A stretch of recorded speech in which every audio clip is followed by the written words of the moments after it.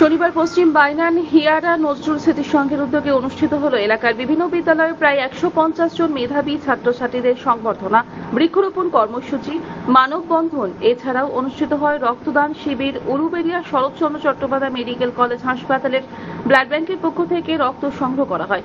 অনুষ্ঠানে প্রধান অতিথি হিসেবে উপস্থিত ছিলেন বঙ্গীয় সংখ্যালঘু বুদ্ধিজীবী মঞ্চের রাজ্যের সভাপতি শেখ ওয়াইজুল হক।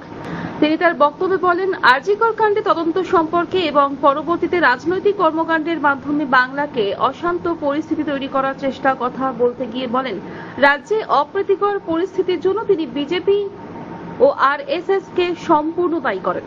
এই অনুষ্ঠানে উপস্থিত ছিলেন এহতেশামুল হক, ডাক্তার শেখ ফিরোজ, সংগঠনের জেলা সভাপতি শেখ হানিফ, আমতা কেন্দ্রের সভাপতি শেখ রহিদ হোসেন, শেখ আইউদ্দিন, বাইনান পঞ্চায়েতের প্রাক্তন প্রধান তাপস হাজরা, শেখ মিরাজ প্রমুখ।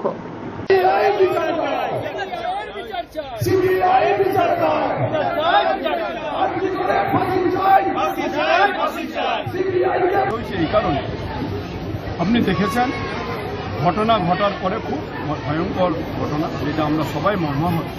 নিশ্চিতভাবে আমরা দেখেছি সঙ্গে সঙ্গে একজন দোষীকে ধরা হয়েছে এবং মমতা বন্দ্যোপাধ্যায় গাইডলাইন দিয়ে দিয়েছিল রবিবার পর্যন্ত যদি আমি দোষীদের ধরতে না পারি আমি নিজে হাতে সিবিআইকে দিয়ে দেব।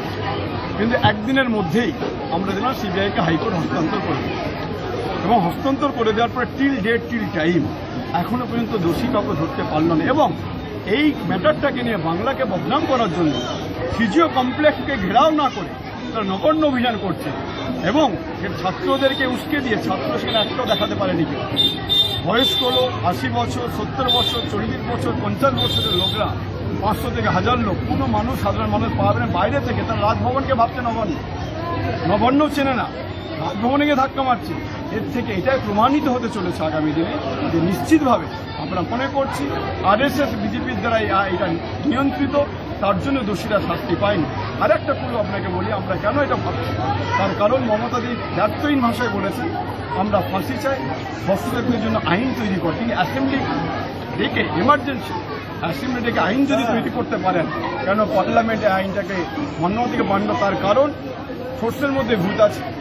যদি ঠিকঠাকভাবে আমরা সার্ভে করে তদন্ত হয় তার অনেক রাঘব বল বেরিয়ে যাবে। ধর্ষক যারা আছে ম্যাক্সিমাম বিজেপি নেতাকর্মীরা, তাদের জন্য আইনটাকে লাগু করতে। হাওড়া থেকে মতিয়ার রহমানের রিপোর্ট, আনন্দবাদ।